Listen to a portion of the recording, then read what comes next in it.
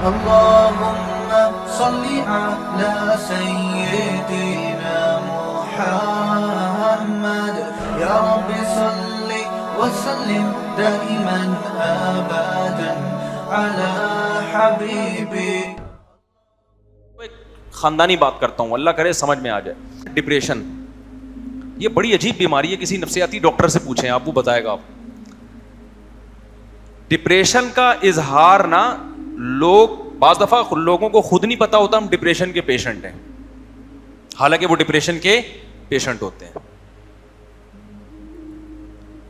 دیکھو بعض دفعہ انسان کو بخار ہوتا ہے لیکن وہ سمجھتا ہے کہ میں دھوپ کی وجہ سے میرا ماتھا گرم ہو رہا ہے. تھرمامیٹر لگائیں گے تو پتہ چلے گا بھائی یہ دھوپ کی وجہ سے نہیں ہے, یہ ٹیمپریچر آپ کا اندر کا بڑھ گیا ہے. تو اسی طرح کسی سمجھدار کے پاس آپ بیٹھیں گے نا تو وہ آپ کو بتائے گا کہ یہ جو آپ کے اندر ایب نارمیلٹی ہے نا, بلا وجہ ہنس رہے ہیں, بلا وجہ اوور ایکٹنگ کر رہے ہیں, بلا وجہ مشہور ہونے کا شوق, ہر چیز میں ٹانگ اڑا رہے ہیں, آگے گھس رہے ہیں, یہ بھی بہت دفعہ, میں نہیں کہہ رہا ہمیشہ, بہت دفعہ ڈپریشن کی وجہ سے ہوتا ہے. جب انسان کسی ٹینشن میں ہوتا ہے تو ایب نارملٹی والی کیفیات ہوتی ہیں اس کی, وہ کچھ ہٹ کے کام کر رہا ہوتا ہے. آپ کو بعض لوگ بہت خوش نظر آئیں گے, یعنی ایسے خوش نظر آئیں گے کہ وہ اتنا خوش کوئی ہوتا نہیں ہے, حقیقت میں وہ ڈپریشن کے مریض ہوتے ہیں. وہ بتکلف ہنسنے کی کوشش کر رہے ہوتے ہیں بات بات پہ, کیونکہ ان کو ٹینشن نے اندر سے ڈیمیج کرنا شروع کر دیا ہوتا ہے. ان کو ہنسی کا کوئی موقع ملے نا تو وہ نارمل نہیں ہو رہے, تو بہت زیادہ ہو رہے ہوتے ہیں, وہ ہنس رہے ہوتے ہیں. تو بہت سارے مختلف اظہار ہیں. یعنی تو آج کی دنیا میں اکثریت, اگر میں حلفیہ کہوں نا, اکثریت ڈپریشن کی مریض ہے, تو میری یہ بات غلط نہیں ہو. نارمل میں نے صرف علماء و بزرگوں میں ہی دیکھے, معذرت کے ساتھ, یہ دینداروں میں دیکھیں, ورنہ ہر جگہ کہیں نہ کہیں تھوڑا سا کھسکاوا ہوگا. ٹھیک ہے, پورا سیٹ, آپ لوگ کے علاوہ کی بات کر رہا ہوں, یہ جو بیان سن رہے ہیں ان کے علاوہ تھوڑا سا کہیں نہ کہیں سے فرما جو فریم ہے نا وہ تھوڑا سا آڑا ترچھا ہوگا. وجہ کیا ہے؟ نیچرل لائف ہی نہیں ہے. اسلام صرف اللہ کا غلام بناتا ہے, اور اللہ کہتے ہیں میری غلامی بڑی مزے کی ہے. وہ غلامی یہ ہے کہ میں تمہیں تمہاری نیچرل لائف دے دوں گا. کیوں؟ اس کے لیے اللہ کا غلام بننا کیوں ضروری ہے؟ غلام اس لیے بنایا گیا ہمیں اللہ کا کہ جب ہمیں وہ نیچرل لائف دی جائے گی نا, اگر ہم غلامی کے طور پر اللہ کو اللہ نہیں مانیں گے تو ہم بحث شروع کر دیں گے. ہم یہ کہیں گے نہیں بھائی یہ نیچرل نہیں ہے, یہ صحیح نہیں ہے, یہ غلط نہیں ہے. اس کی مثال ایسے جیسے چھوٹا بچہ, ابا اس کو اسکول میں داخل کرا دیتے ہیں اور پھر اس کے پاس اسکول نہ جانے کا آپشن نہیں ہوتا. بچہ جس دن کہتا ہے میں اسکول نہیں جاؤں گا, میں ٹماٹر بیچوں گا, ابا کو پتا ہے بھائی اپنی زندگی برباد کر رہا ہے, حالانکہ برباد نہیں کر رہا, بنا رہا ہے وہ زندگی, یعنی رپورٹ کے مطابق اگر دیکھا جائے نا. کیونکہ جو بچے اسکول نہیں جا رہے نا لیکن کچھ اور کر رہے ہیں, ایسا نہ ہو جو جا رہے ہیں وہ بھی چھوڑ دیں. پہلی تعلیم کا ہمارا مسئلہ خراب ہوا ہے. کچھ رپورٹیں تھیں میرے پاس, میں نے اپنی زندگی میں اسکول سے بھاگنے والوں کو کامیاب, استغفر اللہ مثالیں نہیں دینی چاہیے. اصل میں بہت سے بچے ویسے ہی نہیں اسکول جا رہے ہوتے میری مثالیں سن کے نا. یہ ان لوگوں کے لیے, ان ماں باپ کے لیے کہ جو کہتے ہیں ہمارا بچہ پڑھ نہیں رہا تو ٹینشن میں ہوتے ہیں. تو بھائی اس کی مثال ایسے ہے, ایک آدمی کے 3 بچے تھے, ایک ڈاکٹر تھا, ایک انجینئر تھا. تعارف کروا رہا تھا یہ ڈاکٹر ہے, ان سے ملیے, یہ انجینئر ہے, اور یہ ان سے ملیے, یہ چور ہے. تو انہوں نے بولا کہ یار یہ چور کا بھی تعارف کروا رہے ہو؟ کہنے کماتا صرف یہی ہے. تو میں نہیں کہہ رہا بچہ اسکول سے بھاگ کے چور بنے, لیکن ہو سکتا ہے ایسا بزنس کرے کہ کمانے کے لائق صرف وہی بنے. تو اتنا زیادہ ان چیزوں کو مسلط کرنے کی بالکل بھی ضرورت نہیں ہے. پڑھائیں اپنے بچوں کو, اچھی سے اچھی تعلیم دیں, پڑھ لے ٹھیک ہے, نہیں پڑھے تو ٹینشن لینے کا نہیں ہے, رزق دے گا اللہ تعالیٰ انشاءاللہ. اچھا خیر, تو جتنی یہ جو آج کل سیکولر ریاستیں ہیں یہ سب آپ کو انسانوں, اللہ کی غلامی سے نکال کے انسانوں کی غلامی میں, سیکولر طبقہ بھی یہی کام کر رہا ہے. تو اب دیکھو ٹیکس کتنا لے رہے ہیں یار, کتنا ٹیکس لے رہے ہیں. ہاں میں بتا رہا تھا کہ آپ کہیں بھائی لے کے انسانوں پہ ہی خرچ کر رہے ہیں نا, علاج فری اور یہ فری اور وہ فری اور فلانا فری اور ڈمکانا فری. خوب سمجھ لو ظلم کسے کہتے ہیں, خوب سمجھو. ظلم اسے کہتے ہیں کہ میں نے اپنی محنت سے ایک پیسہ کمایا 1 کروڑ روپے, سمجھ رہے ہو. اب کیا مسئلہ ہے, یہ اس نے پیسہ کمایا محنت سے کتنا؟ 10,000 روپے. اب اس کی اوقات ہے دال کھانے کی, یہ دال سے زیادہ بولو کھا نہیں سکتا. میں نے محنت سے کمایا 1 کروڑ روپے, میں روزانہ کباب پراٹھے کھا رہا ہوں, کراس بریڈنگ والے بھی اور بغیر کراس بریڈنگ والے بھی. آپ کو ترس آیا کہ یار ایک غریب آدمی بیچارہ دال کھا رہا ہے اور یہ صبح شام کیا کھا رہے ہیں؟ کباب پراٹھے. آپ نے گن پوائنٹ پہ میری جیب سے نوٹوں کی گڈی نکالی اور اس کو دی اور کہا تو بھی کیا کھا؟ کباب کھا.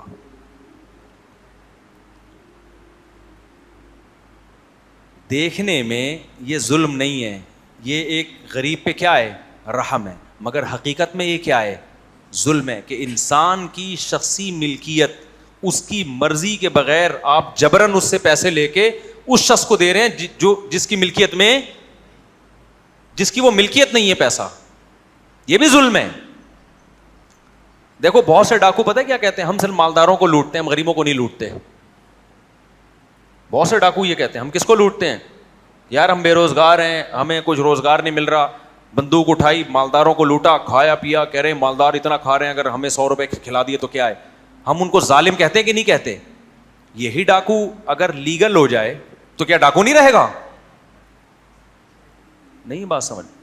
تو بہت سارے کنٹری آپ کو غیر مسلموں کے ایسے ملیں گے جہاں سب اچھا کھا رہے ہیں, حالانکہ وہ ان سب کی اتنی کمائی نہیں ہے کہ اچھا کھائیں, وہ بہت اونچے اسٹینڈرڈ کا. مالداروں سے آدھا ٹیکس لے کے ان غریبوں کو اچھا کھلایا جا رہا ہے, تو یہ ان مالداروں پہ ظلم ہے. نہیں یہی بات سمجھ میں, کیونکہ وہ جو اتنا کما رہا ہے وہ اس سے اور بہت کچھ کر سکتا تھا. اسلام نے خیرات اور زکوٰۃ کا سسٹم بنایا ہے. اسلام میں ٹیکس بہت محدود لیا جائے گا. اسلام میں ٹیکس کا تصور پتہ ہے کیا ہے؟ ٹیکس کا تصور اسلام میں یہ ہے کہ جلب منفعت کے لیے نہیں ہے, دفع مضرت کے لیے ہے. اس کو سمجھیں, یہ اس ٹرم کیا ہے؟ دفع مضرت اور جلب منفعت میں فرق ہے. ایک آدمی روٹی مل رہی ہے 2 ٹائم کی, اب اس کو پراٹھے ملنا یہ جلب منفعت ہے کہ اور اچھا کھا لے. روٹی سے بھی گیا یہ مضرت ہے. آپ کسی سے پیسہ چھین کے اس کو روٹی کے پیسے دیتے ہو تو یہ جلب منفعت نہیں کہلائے گی, یہ دفع مضرت کہلائے گا. یہ عمل کیا مطلب؟ اسے نقصان سے بچانے کی کوشش کی جا رہی ہے. میں سمجھا پا رہا ہوں اپنی بات؟ دیکھو اس کی ایک مثال, ایک آدمی کیا کرتا ہے کہ وہ صبح اٹھتا ہے, اس کا دل چاہ رہا ہے میں پراٹھے کھاؤں اور میں ایک سیمسنگ کا یا آئی فون کا موبائل رکھوں. میں کیا کھاؤں؟ پراٹھے کھاؤں. اب وہ کیا کرتا ہے, بندوق اٹھا کے ایک بندے سے اس نے چھینا, اور اچھا وہ جاب کر کے 2 وقت کی سوکھی روٹی کھا سکتا ہے, ملازمت کر کے کدال چلا کے 2 وقت کی سوکھی روٹی کھا سکتا ہے. لیکن وہ کہتا ہے یار یہ سوکھی روٹی سے کیا ہوتا ہے, لوگ برگر کھا رہے ہیں, لوگ نہاریاں کھا رہے ہیں اور اس پہ ولاگ بھی بن رہے ہیں, اور میں 2 وقت کی مزدوری کر کے اتنی محنت کر کے پسینہ بہاؤں اور 2 ٹائم روٹی کھا کے پیٹ بھروں, یہ میرے لیے برداشت نہیں ہے. بندوق اٹھا کے اس سے پیسے لیے پراٹھے کھا رہا ہے. تو یہ دفع مضرت کے لیے یہ کام نہیں کیا اس نے, بلکہ جلب منفعت یعنی اضافی عیش کے لیے اس نے یہ کام کیا ہے. ضرورت اس کی 2 ٹائم روٹی کھانے سے پوری, جس کو اسلام ضرورت کہتا ہے, جس کو لگژری لوگ سیکولر طبقہ ضرورت کہتا ہے, وہ نہیں. ان کے یہاں تو جہازوں میں سفر, ایئر کنڈیشن, یہ ساری ضرورت میں داخل ہو گئی ہے نا. ضرورت جس کو اللہ ضرورت کہتے ہیں. اللہ کہتے ہیں کسی کے پاس 2 ٹائم کی روٹی نہیں ہے, رات کو سر چھپانے کی جگہ نہیں ہے, جسم کسی بڑی بیماری میں مبتلا ہے, یہ مجبور شخص ہے.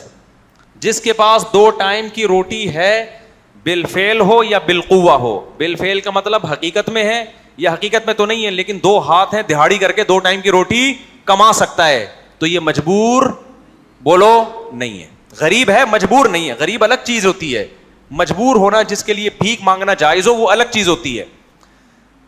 تبھی علماء کا اتفاق ہے کہ جس کے پاس 2 ٹائم کی روٹی کے پیسے ہوں, یا پیسے تو نہیں ہے لیکن صبح اٹھا تو ہاتھ میں طاقت ہے, دہاڑی کر کے 2 ٹائم, 3 ٹائم بھی نہیں, 2 ٹائم پیٹ بھر کے کسی بھی طرح سے روٹی یا چاول سے پیٹ بھر سکتا ہے, وہ اس کے لیے بھیک مانگنا کیا ہے؟ حرام. تو ڈکیتی کہاں سے حلال ہو گئی؟ نہیں یہ بات سمجھ میں. اب جب ڈکیتی حلال نہیں ہے تو اس ڈکیتی کو ٹیکس کے نام پہ لیگل کر دینا یہ کہاں سے حلال ہو گیا؟ بھائی نتیجہ تو ایک ہی نکل رہا ہے نا. نہیں یہ بات میرا خیال ہے سمجھ میں. یعنی ایسے آدمی کو لگژری لائف دینے کے لیے, پراٹھے کھلانے کے لیے جبرن لوگوں سے پیسے لے کے اس کو کھلانا, یہ کہاں سے جائز ہو گیا؟ میں ٹیکس کے نظام کے خلاف نہیں ہوں, اس میں کچھ چیزیں صحیح ہیں, کچھ غلط ہیں. جو غلط ہیں میں ان کو ہائی لائٹ کر رہا ہوں. میں یہ مثال سمجھانا چاہ رہا ہوں کہ یہ ہے یہ کیا ہے, جلب منفعت کو کھینچ رہا ہے, یہ فائدے حاصل کرنے کی کوشش میں کر رہا ہے. لیکن اسی مثال کو ہم لیتے ہیں, ایک آدمی اٹھا, دہاڑی کر رہا ہے, کہیں دہاڑی مل نہیں رہی, بھوک لگنا شروع ہوئی, کہیں مزدوری نہیں مل رہی. اب اس کو خطرہ ہوا, بیٹا میں بھوک سے کیا ہو جاؤں گا, اب میری حالت خراب. اس کے لیے چوری کر کے کھانا بھی جائز ہے. نہیں یہی بات سمجھ میں؟ وہ کیا کر سکتا ہے؟ چوری کر سکتا ہے. بھائی مر رہا ہے, بھوک, یہ بھوک جو ہے نا یہ مصیبت ہے. اب وہ پراٹھوں کے لیے چوری نہیں کر رہا, یہ بھوک ایک ضرر ہے, اس سے نقصان ہو رہا ہے باڈی کو بھی, اس کے لیے برداشت مشکل ہے. اب یہ کیا کرے گا؟ اب گورنمنٹ بھی یہ کر سکتی ہے کہ جبرن مالدار سے پیسے لے کے اس کو کھلائے. آئی بات سمجھ میں؟ زبردستی. میرے لیے بھی اجازت ہے, آپ کے لیے بھی اجازت ہے کہ میری جیب میں پیسہ نہیں ہے, میں آپ کو روکوں, آپ سے پیسے چھین کے اس کو میں کھلاؤں کہ یار اس کی ضرورت پوری کرو. لیکن یہاں بھی شریعت نے قانون یہ بنایا کہ اس کو ضامن پھر بھی بنایا جائے گا. نہیں یہی بات سمجھ میں؟ ایک آدمی بھوکا ہے, نہیں گزارا ہو رہا اس کا, یعنی اسلام لوگوں کے مال کا ایسا محافظ ہے کہ ایسے مجبور کو بھی جب کھلایا جا رہا ہے زبردستی تو ضامن بنایا جا رہا ہے کہ تم نے ہوٹل سے 2 روٹی چوری کر لی نا مجبوراً پیٹ بھرنے کے لیے, تمہارے لیے جائز تھا. لیکن اس نیت سے چوری جائز ہے کہ جب میرے پاس پیسہ آئے گا میں 2 روٹی کے پیسے اس ہوٹل والے کو دوں گا. نہیں آئی بات؟ آج کیا سیکولر حکومتوں میں مالداروں کے مال کی ایسی حفاظت ہو رہی ہے؟ بولو نا. نہیں ہو رہی حفاظت. ٹیکس کے نام پہ لیا جا رہا ہے. حکومتوں کی نئی نئی پالیسیاں آ رہی ہیں, اب یہ پیکج. کوئی بحث کرنے والا نہیں ہے کہ یہ پیکج دفع مضرت کے لیے ہے یا جلب منفعت کے لیے. سمجھا پا رہا ہوں؟ اس کی بحث کہیں بھی. لیکن چونکہ ایک لیگل ہو رہا ہے سارا کام, بڑی تمیز سے ہو رہا ہے, تو اس تمیز کی وجہ سے اس کو چوری کہا ہی نہیں جاتا, بلکہ جو نہیں دیتا اس کو چور سمجھا جاتا ہے. بلیک منی کہا جاتا ہے اس کو. ایسا نہ ہو کہ ٹیکس کھانا شروع کر دیں آپ, پہلے لوگ ذمہ داریاں پوری نہیں کر رہے. میں صرف ایک سسٹم بتا رہا ہوں کہ اسلام اور سیکولر نظام میں فرق کتنا ہے. ان میں ٹیکس ویسے ہی بہت کم ہے, یہ تو شکر ادا کرو, ہم پھر بھی ان سے اچھے ہیں. لوگ بڑا مثالیں دیتے ہیں نا کہ وہاں بہت پیسہ ہے, وہاں بہت پیسہ ہے, وہاں حکومت, او بھائی اتنا ٹیکس گورنمنٹ وہاں لے رہی ہے تو ٹھیک ہے, میں یہ مانتا ہوں کہ وہ بے شک وہ جلب منفعت کے لیے استعمال ہوتا ہے, لیکن ہوتا ہے. یہ خوبی ہے اس سوسائٹی کی. ہمارے ہاں جو لیا جاتا ہے جلب منفعت کے لیے نہیں, شاید دفع مضرت کے لیے لیتے ہوں, جو ضروری حکومتی ادارے چلانے کے لیے, لیکن ہوتا نہیں ہے اس میں خرچ. یعنی اس کی مثال ایسے ہے کہ گورا کیا کر رہا ہے, پراٹھے کھلانے کے لیے ٹیکس لے رہا ہے کہ غریب جو روٹی کھا رہا ہے اس کو ہم نے کیا کھلانے, پراٹھے, لہذا مالداروں کی جیب سے زبردستی پیسے لے کے اس کو کھلا دیے. لیکن کھلا رہا ہے. ہم کیا کر رہے ہیں کہ جو بھوکا مر رہا ہے نا اس کے لیے ٹیکس لے رہے ہیں, تھوڑا لے رہے ہیں, کھلا اس کو پھر بھی نہیں رہے ہیں, اس کے منہ سے بس نوالا گھما کے لے آئے. ٹھیک. تو میں یہ نہیں کہہ رہا کہ اپنے کنٹری کو ان کے ملکوں سے کمپیئر کر رہا ہوں, میں اسلام کو غیر اسلامی نظام سے کمپیئر کر رہا ہوں. سمجھتا نہیں ہے نا بات کو. اور کمال کی بات آپ کو بتاؤں, اللہ میاں نے جو ایک ٹیکس رکھا بھی ہے نا 2.5%, وہ بھی اتنا کم رکھا اور اتنی زیادہ شرطوں کے بعد رکھا کہ ایسا لگتا ہے اللہ مالدار کو بھی بہت زیادہ پروٹوکول اور اس کو آسانیاں دے رہے ہیں.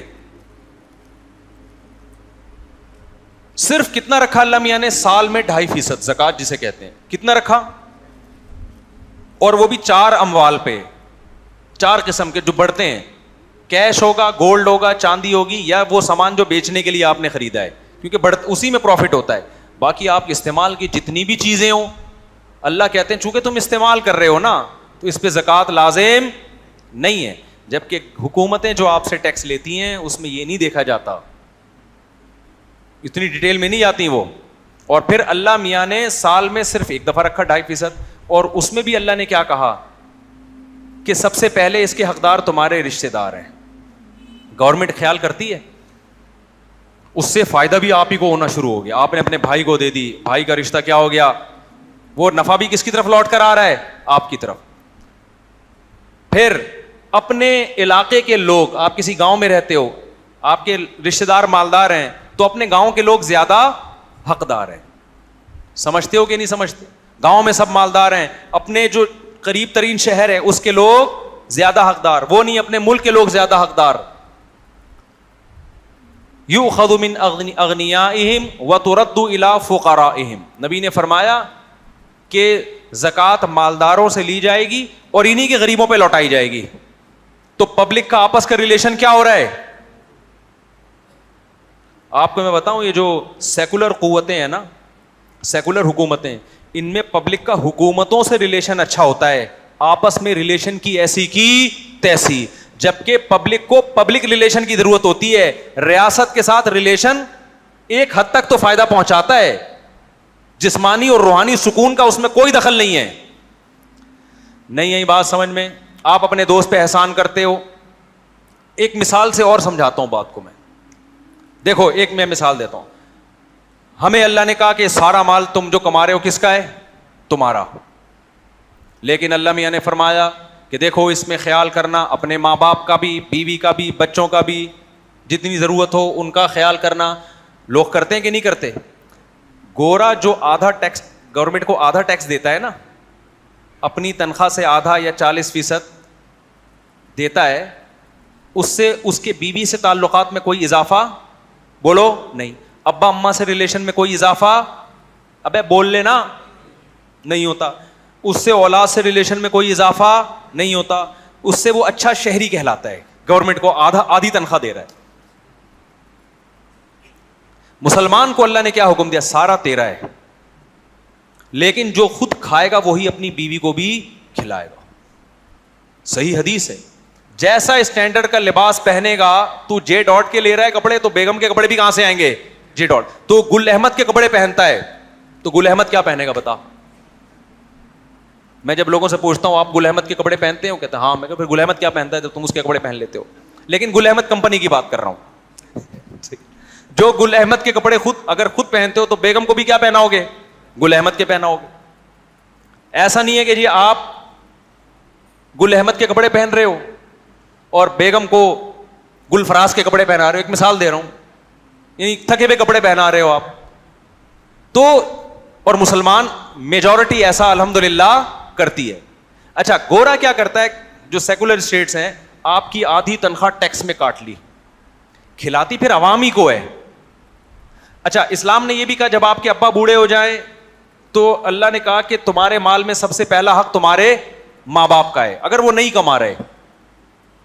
قل ما انفقتم من خیر فللوالدین, تو بوڑھے ماں باپ کی ذمہ داری بھی کس کی ہے؟ تمہاری. تو مسلمان مرد میں میجورٹی اپنے بیوی, بچوں, ماں باپ, بیوہ بہن, فلانا ڈمکانا, ان پہ خرچ خراک کرا کے پھر ان کے لیے پراپرٹیاں, پھر وراثت, وہ بھی انہی کی. مرنے کے بعد بھی سارا کس کا ہے؟ انہی کا ہے. اپنے لیے صرف 5 گٹکے کا خرچہ ایک متوسط آدمی کا بچتا ہے. ایک درمیانے درجے کے آدمی کا کیا بچتا ہے اس کے پاس؟ یہ جو آج کل کہنے 50,000 میں گزارا نہیں ہو رہا, کیا کمارے کا نہیں ہو رہا گزارا؟ او بھائی بیوی بچوں والے کا نہیں ہو رہا, کیونکہ سارے 50,000 اس کے کس میں لگ جاتے ہیں؟ چھڑے چھاٹ کے کو اتنا کمانے کی ضرورت تھوڑی ہے. اتنا کچھ کرنے کے بعد بھی مسلمان ایک سچا شہری نہیں ہے, وہ اچھا پاکستانی نہیں ہے. اور گورا دھیلا خرچ نہیں کر رہا, گورنمنٹ آدھی تنخواہ جبرن کاٹ کے اس کے بوڑھے ماں باپ کو اولڈ ہاؤس میں کھلا رہی ہے زبردستی. یہ کھلانے کے لیے تیار نہیں ہے. یہ پھر بھی اچھا, یہ کہاں سے اچھا ہو گیا میرے بھائی؟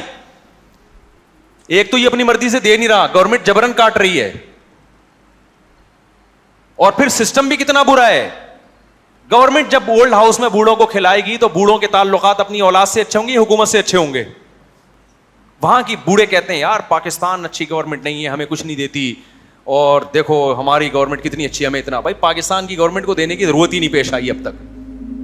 اس کو پتا ہے یہاں بوڑھوں کو لوگ لگ کے کھلا رہے ہیں, پوری آمدن ان پہ خرچ کر رہے ہیں, دعائیں بھی الگ سے کروا رہے ہیں ابا کے لیے, پاؤں دبانے کی خدمت الگ کر رہے ہیں, ان کو حج عمرے الگ کرا رہے ہیں. صرف دفع مضرت کے لیے خرچ نہیں کر رہے, جلب منفعت کے لیے خرچ کر رہے ہیں.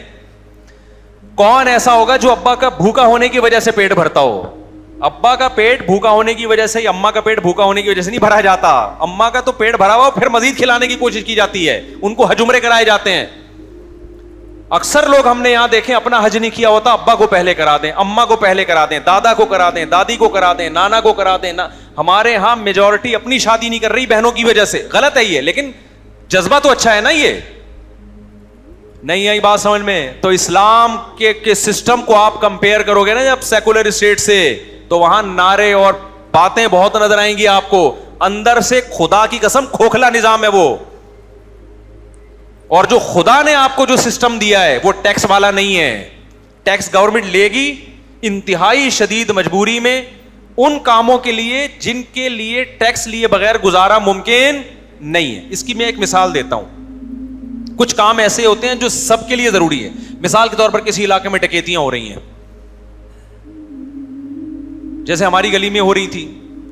اب کیا ہے بھائی, گارڈ رکھنا سب کی ضرورت ہے یا نہیں ہے؟ یہ جلب منفعت نہیں ہے, یہ دفع مضرت ہے. سیکیورٹی جہاں حالات خراب ہوں وہاں یہ دفع مضرت یعنی مصیبت کو دور کرنے کے لیے. اب وہاں ایسا ہوتا ہے کہ جب پھر آپ کیا کرتے ہیں بھائی, گارڈ رکھے جائیں گے اور تمام اہل محلہ پر برابر لازم ہے کہ ان کے ساتھ تعاون کریں. اب اگر کوئی تعاون نہیں کر رہا, اس سے جبرن لیے جائیں گے پیسے. شریعت نے اجازت دی ہے, لیے نہیں جاتے ہمارے یہاں کیونکہ کون لے گا, وہ سسٹم ہی نہیں ہے نا.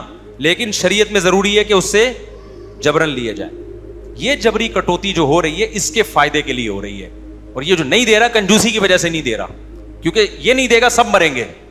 تو یہ کام کوئی کمیٹی بھی کر سکتی ہے, یہ اس کو ہی ٹیکس کہیں گے ہم. یہ جب بڑے لیول پہ ہوگا تو کیونکہ گورنمنٹ کو چلانے کے لیے ججز بھی چاہیے, پولیس کا نظام بھی چاہیے, فوج بھی چاہیے, فضائیہ بھی چاہیے, نیوی بھی چاہیے. یہ سارے سیٹ اپ کو عوام ہی چلائے گی نا, عوام کے خرچوں سے چلائے جائیں گے یہ سارے سیٹ اپ. اس میں بھی اسلام گورنمنٹ کو کہتا ہے چونکہ ٹیکس ایک لا یحل مال امرئ مسلم الا بطیب نفس منہ, اسلام یہ کہتا ہے کہ کسی کا مال اس کی دل کی خوشی کے بغیر حلال نہیں ہے. تو ٹیکس بھی دل کی خوشی کے بغیر بھی لیا جاتا ہے. لہذا اسلام کہتا ہے پہلے اس کو دوسرے طریقوں سے پورا کرو. گورنمنٹ سورس آف انکم بڑھائے, بہت سارے طریقے اختیار کریں نا اپنی. گورنمنٹ کے پاس تو بہت زیادہ وسائل ہوتے ہیں انکم جنریٹ کرنے کے لیے. آپ کے پاس معدنیات ہیں, آپ کے پاس, آپ ٹرینوں کے نظام کو صحیح کریں, آپ جہازوں کے نظام کو صحیح کریں, آپ بسیں چلائیں, آپ اور لوگوں کو سروسز دیں, بہت ساری قسم کی سروسز دیں. اس سے آپ کیا کریں گے؟ ارننگ. اس ارننگ سے اپنے مسائل پورے کریں. اس سے بھی پورے نہیں ہوتے, پھر آخر میں مجبوراً جا کے کیا ہے؟ ٹیکس ہے. جو سیکولر اسٹیٹس ہیں وہ یہاں تک نہیں پہنچتی, وہ ان کے بیس کہاں سے شروع ہوتی ہے؟ ٹیکس سے. نہیں آئی بات سمجھ میں؟ تبھی خلافت عثمانیہ میں کوئی ٹیکس نہیں تھا, افغانستان میں بھی کوئی ٹیکس بولو نہیں ہے. اسلام مال کا ایسا محافظ ہے نا, آپ کی سوچ. اسلام میں اصل حکم یہ ہے کہ مالی جرمانہ بھی جائز نہیں ہے. اصل حکم یہ ہے, کچھ شرطوں کے ساتھ جائز ہے, وہ میں پھر کبھی تفصیل سے بتاؤں گا کہ اس کو لے کے صدقہ کر دیں آپ. سمجھ رہے ہیں؟ مالی جرمانے کی بھی اجازت نہیں ہے. چاروں ائمہ کا اتفاق ہے اس پر کہ پنشمنٹ کے طور پر آپ کسی سے پیسے نہیں لے سکتے, کیونکہ جب آپ لیں گے پیسے تو آپ کھائیں گے کیسے؟ وہ راضی تھوڑی ہے اس پہ دینے پہ.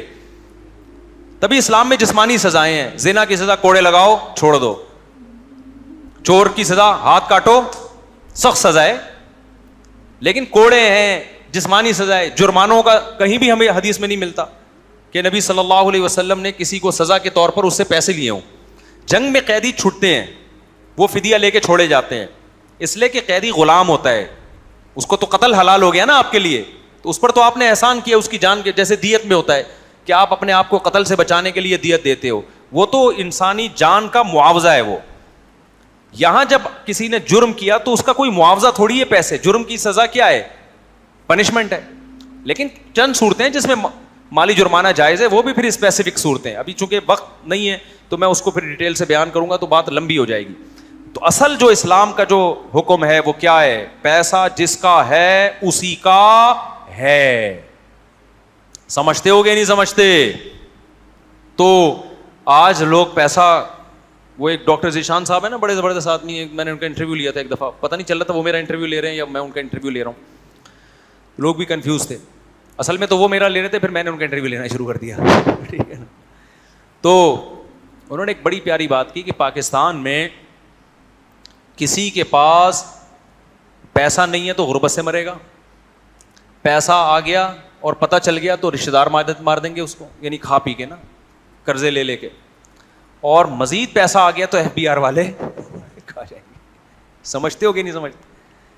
لیکن پھر بھی آپ کو بتاؤں, میں اس اسٹیٹمنٹ سے پورا اتفاق نہیں کروں گا. یورپ میں جب پتہ چل گیا نا آپ کے پاس پیسہ ہے تو آپ کا 40-45% ٹھا کر کے گیا, کیونکہ قانون اتنا مضبوط ہے کہ نو کا آپشن ہے ہی نہیں, لہٰذا لوگ ٹینشن نہیں لیتے کہ بھائی جب ہے تو ہے, یعنی اس کو اپنی ارننگ میں شامل ہی نہیں کرتے. بھائی جب آپ 100 روپے کا بیلنس ڈالتے ہو, آپ کو پتا ہے ملے گا 98 کا, تو اس کو 98 ہی سمجھ رہے ہوتے ہو نا آپ.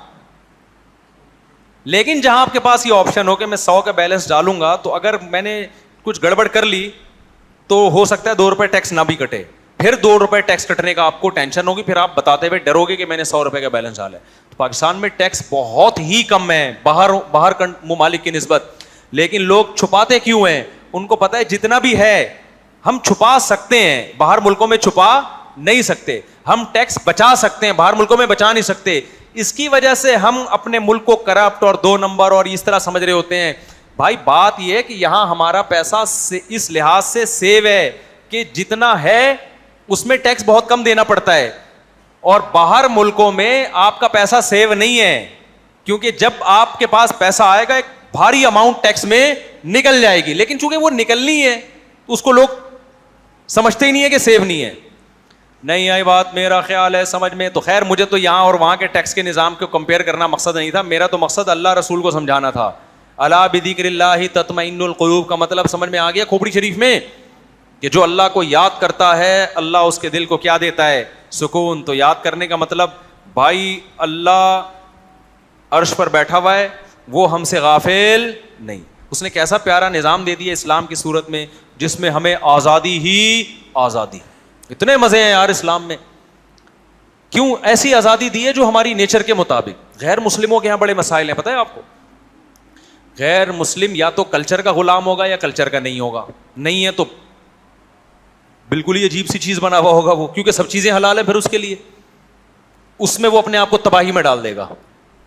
وہ نشہ بھی اس کے لیے ہو گیا, پھر زیادہ تر نشہ کر رہے ہیں, ڈپریشن میں جا رہے ہیں, پھر ہومو سیکسولیٹی کی طرف ٹرائی کرنے کے لیے جا رہے ہیں, اسی گند کے عادی ہو جاتے ہیں, وہاں سے ٹینشن, پھر حلال حرام کی پرواہ کیے بغیر اوٹ پٹانگ چیزیں کھانا شروع کر دیتے ہیں, اس سے باڈی میں الگ قسم کے تغیرات آتے ہیں, بیویوں سے وفا نہیں ملتی, عورت کو شوہر سے وفا نہیں ملتی, وہ الگ ٹینشن, بچہ پیدا نہیں کرو تو تنہائی کی ٹینشن, پیدا کرو تو پتہ ہے یہ میرے کسی کام کا نہیں ہے, 18 سال کا ہو کے ٹاٹا کر کے نکل جائے گا, اور پھر ورنہ بڑھاپے میں تو مجھے اولڈ ہاؤس میں جمع کرائے گا. یہ غیر مسلموں میں سیکولر لوگوں کی ٹینشن ہے, آپ کو بتا رہا ہوں, جو میں نے 5-6 گنوائی ہیں تھوڑی سی.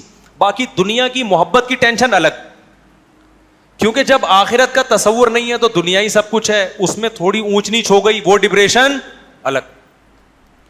اگر وہ غیر مسلم کلچر کا غلام ہوگا تو کلچر کی ٹینشنیں الگ ہیں, جہیز کی ٹینشن. آپ کو پتا ہے جو غیر مسلم کلچر کو اور خاندانی نظام ان کا باقی رہ گیا ہے نا تھوڑے سے لوگوں کا, وہ اور زیادہ ٹینشنوں میں ہے, کیونکہ خاندان کی رسم و روایات کی وجہ سے ایسے الٹے الٹے کام کرنے پڑتے ہیں ان کو کہ آپ کی سوچ ہوگی. بہت سے مذہب تبدیل نہیں کر سکتے, ان کو پتا ہے بھائی ہمارا مذہب ٹھیک نہیں, چینج نہیں ہو سکتا, ان کو پتا ہے مار دیں گے, غلط مذہب پہ دباؤ کی وجہ سے. ایک نے بتایا کہ ہمارے جب میت ہو جاتی ہے نا اتنی بڑی ٹینشن ہے اس کو, کیونکہ پھر وہ سارے آتے ہیں پتہ نہیں کیا کیا پڑھتے ہیں, 1 ہفتہ لگتا ہے اس میں.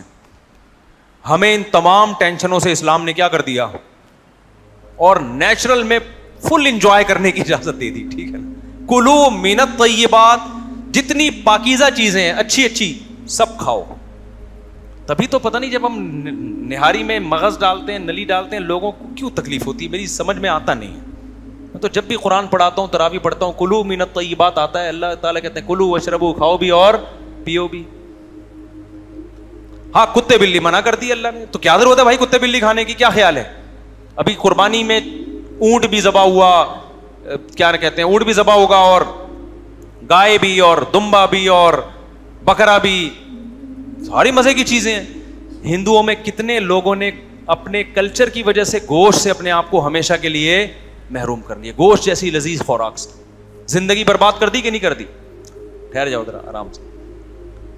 کلچر کی وجہ سے کیا کر دیا؟ زندگیاں برباد. گوشت جیسی نعمت جس میں لذت بھی ہے, جس میں صحت بھی ہے. آپ دیکھ لو سبزی خور لوگ بےچارے کیسے, کوئی چمک ہی نہیں ہوتی ان کے چہروں پہ. تو ہمیں کیا کیا اسلام نے؟ اس کلچر کی غلامی سے کیا کر دیا؟ نکال دیا. اسلام نے ہمیں طہارت کا نظام دے دیا, ہم بدبوؤں کی نحوست سے محفوظ ہو گئے. اب میں نام نہیں لوں گا, بہت سارے مذہب ایسے ہیں جب آپ ان کی عبادت خانوں میں جاؤ, جب آپ ان سے گلے ملو تو بے ہوش. آپ کسی مولوی سے گلے مل کے بے ہوش, انشاءاللہ اوریجنل عود کی اور اوریجنل عنبر کی اللہ نے چاہا تو خوشبو آ رہی ہوگی. مذہب کا حصہ ہے خوشبو لگانا. نبی نے فرمایا حبب الی النساء والطیب, اللہ نے نکاح کی محبت میرے دل میں ڈال دی اور خوشبو کی محبت اللہ نے میرے دل میں ڈال دی. ہمیں حکم دے دیا نکاح بھی سنت اور خوشبو کا استعمال بھی سنت. اب تو مسجدوں میں وہ خوشبوئیں نہیں, پہلے زمانے میں تو بہت زیادہ اہتمام کیا جاتا تھا, کیونکہ ہم تو رہے غیر مسلموں کے ساتھ زیادہ ہیں نا, تو کلچر آدھا. آج سعودی عرب میں جاؤ, دبئی میں جاؤ, ابو ظہبی میں جاؤ, مسقط میں جاؤ, ایسی بہترین دھونیاں یار, وہ عود کی لکڑی جل رہی ہوتی ہے, ایسی خوشبو, دماغ معطر ہو جاتا ہے. اور ہمارے یہاں لائے گا اسپرے کر دے گا بے ہوش بندہ, پتہ نہیں الکوہلک خوشبوئیں دماغوں میں چڑھ رہی ہیں, کیمیکل ہے بھائی ہے. کبھی میں سوچ رہا ہوں میں مسقط جا کے نا اوریجنل خوشبوؤں کا ایک ولاگ بناؤں, پاکستانیوں کو بتاؤں. کچھ لوگوں کو پتہ بھی ہے, سارے ایسے نہیں ہیں, کیونکہ بہت سے لوگ بیان سنتے بولتے ہیں مسا میں بیوقوف سمجھتے ہیں, لیکن میجورٹیوں میں خوشبوؤں کا ذوق نہیں ہے. یہ لگاتے ہیں وہ الکوہلک جو ایک دم سے بڑی اچھی لگتی ہے, اس کے بعد سر بھاری ہونا شروع ہو جاتا ہے. خوشبو تو انسان کو معطر کرتی ہے, سکون دیتی ہے, تو وہ عربوں میں ہے, کیونکہ نبی صلی اللہ علیہ وسلم سے چلی ہیں خوشبوئیں. تو اسلام ہمیں خوشبو سکھاتا ہے, اسلام ہمیں نہانا دھونا سکھاتا ہے, اسلام ہمیں بغلوں کے بال, زیر ناف بال صاف کرنا سکھاتا ہے. اسلام مرد کو کہتا ہے جب آدمی ہو تو پورے آدمی بنو, داڑھی رکھو. آپ رکھ کے دیکھو, خدا کی قسم آپ کو مردانگی کا احساس شروع ہو جائے گا. حقیقت بتا رہا ہوں آپ کو, سکون ملے گا آپ کو. داڑھی کٹاؤ گے آپ, نہ ادھر نہ ادھر, بے سکونی ہوتی ہے. رکھ کے دیکھو پتا چلے گا. کسی داڑھی والے کو 1 کروڑ روپے بھی دو نا کہ کاٹ دے, وہ نہیں کاٹے گا. رکھنے کے بعد پتا چلیے, رکھے بغیر نہیں سمجھ میں آئے گی یہ چیزیں. چہرے پہ ایک وقار آ جاتا ہے انسان کے, اور جس کی گھنی داڑھی ہو تو اور خوبصورت لگتا ہے. لیکن داڑھیوں کی عجیب عجیب خط بنا رہے ہیں, پتہ نہیں جیسے پلیٹ رکھ کے نا یوں کر کے, یہاں سے کٹ یہاں سے کٹ. وہ کیا, تو رکھ لے یار, تمیز سے رکھ لے. جب تو چہرہ تیرا ببر شیر جیسا لگے اچھا لگتا ہے. اور خدا کی قسم لا الہ الا اللہ, عورت کو بھی داڑھی والا مرد اچھا لگتا ہے. نہیں لگ رہا, اس کا مطلب اس کی نیچر کیا ہو گئی ہے, خراب. تو نیچر خراب ہو جائے تو ایک الگ بات ہے نا. تو اگر کوئی داڑھی والا آپ کو اچھا نہیں لگ رہا, اس کا مطلب وہ ویسے ہی اچھا نہیں ہے نا. پہلے خود بھی تو اچھا ہو, پھر داڑھی رکھ کے اور اچھا لگے گا. اب لوگ کہہ سکتے ہیں وہ داڑھی والا اس کی شکل دیکھو, ابے وہ تو بغیر داڑھی کے اور عجیب سا لگ رہا ہوتا ہے. وہ پہلے جیسے اچھے کپڑوں میں انسان اچھا جب لگتا ہے جب خود بھی تو اچھا ہو نا, ٹھیک ہے نا. تو داڑھی سے مرد جیسا بھی ہو اس کا حسن کم ہونے کے بجائے بڑھتا ہے. اسلام نے حکم دیا. کتنے مذاہب ایسے ہیں جس میں داڑھی بھی بڑھاؤ, مونچھیں بھی بڑھاؤ, وہ ان کے لیے ایک الگ ٹینشن. بال بھی بڑھ رہے ہیں, مونچھیں بھی بڑھ رہی ہیں. اسلام نے حکم دے دیا بھائی مونچھیں گھٹاؤ, داڑھی کو کیا کرو. خدا کی قسم یہ 100% کیا ہے, یہ نیچر ہے. مونچھیں رکھنے کی بھی اجازت دی اللہ نے. تو نہانے کا حکم دے دیا, ماں باپ کی فرما برداری کا حکم دے دیا, بوڑھے ماں باپ کی خدمت کرو. اب نوجوان سمجھتے ہیں یہ بوجھ ہے ہمارے اوپر, اسلام نے سخت حکم دے دیا. بھائی سخت نہیں ہے, تمہاری لائف کو تم انجوائے کرو گے, کیونکہ ان کی خدمت میں جتنا ٹائم گزرے گا آگے یہی کلچر کون فالو کرے گا, تمہاری اولاد. کل تمہارے بھی بڑھاپے میں مزے ہونے والے ہیں. نہیں آئی بات سمجھ میں؟ اب ہو سکتا ہے کوئی غیر مسلم ہمیں دیکھے یہ ماں باپ کے پاؤں دبا رہے ہیں اور حج کرا رہے ہیں اور اتنی ٹینشنیں لے رہے ہیں, لاکھوں روپے خرچ کر رہے ہیں, تو بڑی ٹینشن میں. او بھائی تو جب بوڑھا ہوگا نا تو تیرا بچہ تیرے ساتھ وہی سلوک کرے گا جو تو اپنے ابا کے ساتھ کر رہا ہے, ٹھیک ہے نا. تو اسلام کے جتنے احکام دیکھو, خدا کی قسم اسلام نے ہماری لائف میں جو انجوائمنٹ رکھ دی ہے نا, اور جو مزے رکھ دیے ہیں, غیر مسلم اس کی خاک تک بھی نہیں پہنچ سکتے. آپ کہہ سکتے ہیں پھر حدیث میں کیوں آتا ہے دنیا سجن المومن, دنیا مومن کا قید خانہ ہے. سوال پیدا ہوتا ہے جب اتنے مزے کی ہے حیات اللہ نے مسلمانوں کو دے دی ہے. اور پھر مزے کی بات پاکیزہ, یعنی مزے بھی پاکیزہ ہیں. یہ ایک مزہ ہوتا ہے جیسے آپ نہاتے ہیں دھوتے ہیں سکون ملتا ہے نا, یہ پاکیزہ مزہ ہے. ایک مزہ ہے چرس پینے کا, یہ ناپاک مزہ ہے, اس میں بے سکونی ہے. اس میں کیا ہے؟ تو اسلام نے جتنی لذتیں دی ہیں وہ پاکیزہ ہیں, وہ طہارت والی ہیں. تبھی اللہ کہتے ہیں فَلَنُحْيِيَنَّهُ حَيَاتًا طَيِّبَةً, جو اسلام کو فالو کرے گا اس کو میں انتہائی پاکیزہ زندگی عطا کروں گا. لطف والی, طیب کا لفظ میں لطف بھی ہے اور پاکیزگی بھی ہے, یعنی لذت والی زندگی بھی ہوگی اور پاکیزگی والی لذت وہ ہوگی. جیسے آپ شدید بھوک میں کھانا کھا رہے ہو, حلال کھا رہے ہو, مزہ آتا ہے کہ نہیں آتا؟ اور ہے بھی حلال وہ. اور ایک ہے پیٹ بھرا ہوا ہے اور شراب پی رہے ہو آپ, تو مزہ تو اس میں آ گیا لیکن اسمیل آئے گی, بدبو آئے گی, اس کے بعد دائیں بائیں گھومو گے, لوگ بھی نفرت کریں گے آپ سے. تو ایک حلال اور پاکیزہ لذت ہوتی ہے, ایک ناپاک. حلال لذت حقیقی معنی میں لذت ہوتی ہے. تو اللہ کیا کہتے ہیں میں اس کو پاکیزہ زندگی دوں گا اور لذت والی, لطف و عنایت والی زندگی دوں گا. سوال پیدا ہوتا ہے, حدیث میں آتا ہے دنیا مومن کے لیے کیا ہے؟ قید خانہ. دیکھو یہ ظاہری لحاظ سے کہا گیا ہے کہ یہ جو لذت والی زندگی آپ کو ملے گی یہ بہت ساری پابندیوں کو فالو کر کے ملے گی. اس میں چرس سے بھی اوائڈ کرنا ہے, اس میں ہیروئن سے بھی, اس میں شراب سے بھی. قید خانہ اس لحاظ سے کہا گیا ہے کہ قیدی اپنی مرضی کی چیزیں, کبھی دیکھا قیدی بیٹھا ہو, یا اللہ یہ کہ وہ داؤد ابراہیم کا کوئی بندہ ہو. ایک بندہ انڈیا میں جیل میں قید ہوا, اس نے مجھے اپنی کہانی سنائی, کسی ملک میں میری ملاقات, تو کہہ رہا میں کسی چھوٹے سے کیس میں جیل میں چلا گیا انڈیا میں. تو کہتا ہے کہ میرے دشمن نے نا, جس نے مجھے اندر کیا تھا, ایسی پھٹا ہوا تھا مکوں گھوسوں سے, تو جس سے لڑائی ہوئی تھی وہ کوئی بڑا آدمی تھا, اس نے کہہ رہے میرے اوپر بڑا کیس ڈال دیا کہ داؤد ابراہیم کا آدمی ہے یہ, وہ بڑا اسمگلر ہے داؤد ابراہیم, اس کا بندہ ہے. کہہ رہے مجھے تو پتہ ہی نہیں میرے اوپر کیا کیس ہوا, میں جب اندر گیا تو بریانی, برگر, کولڈ ڈرنک.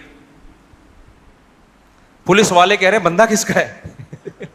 کہہ رہے جیل میں میرا ایسا پروٹوکول ہو رہا ہے اور سب آ کے میری خدمتیں کر رہے ہیں, پاؤں دبا رہے ہیں اور کہہ رہے ہیں یار تھوڑا ہمارا بھی خیال کرنا باہر نکلنے کے بعد. کہہ رہے مجھے بعد میں پتا چلا مجھے کس میں ڈال دیا ہے, اور کہہ رہے پھر داؤد ابراہیم کے بندوں نے بھی رابطہ کیا کہ تو ہے تو نہیں لیکن بننا چاہتا ہے تو بتا دے. کہہ رہے میں نے کہا بھائی معاف کر دو یار, یہ بریانیوں کی قیمت مجھے مہنگی پڑے گی. لیکن کہہ رہے ہم نے 6 مہینے اچھا پروٹوکول میں ٹائم گزارا.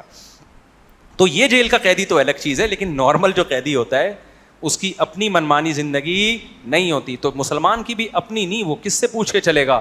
اللہ سے. تو اللہ کہہ رہے ہیں اس لحاظ سے تم قید خانے میں ہو, لیکن اللہ کہہ رہے ہیں جب مجھ سے پوچھ کے چلو گے تو میں تم پہ بیجا پابندیاں نہیں لگاؤں گا, خام خواہ کی پابندیاں نہیں, میں صرف خبیث چیزوں کو, ناپاک چیزوں کو حرام کروں گا تم پہ. شراب حرام ہوگی, کتے بلی حرام ہوں گے تمہارے اوپر, اور پاکیزہ چیزوں میں تمہیں کیا کروں گا؟ اجازت. بلکہ اللہ کہیں گے میں تو حلال میں تمہیں زیادہ وسعتیں دوں گا.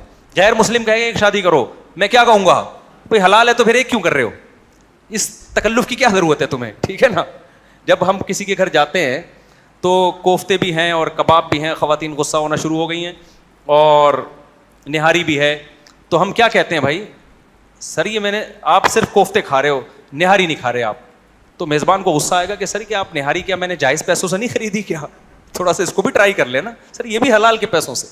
تو اللہ کہتے ہیں جب عورت سے نکاح کر کے عورت کے پاس جانا جب جائز ہے, حلال ہے, تو پھر 1 اور 4 میں کوئی پھر ایک کے تکلف کی کیا ضرورت ہے؟ جب غلط ہے تو پھر وہ بھی غلط ہے.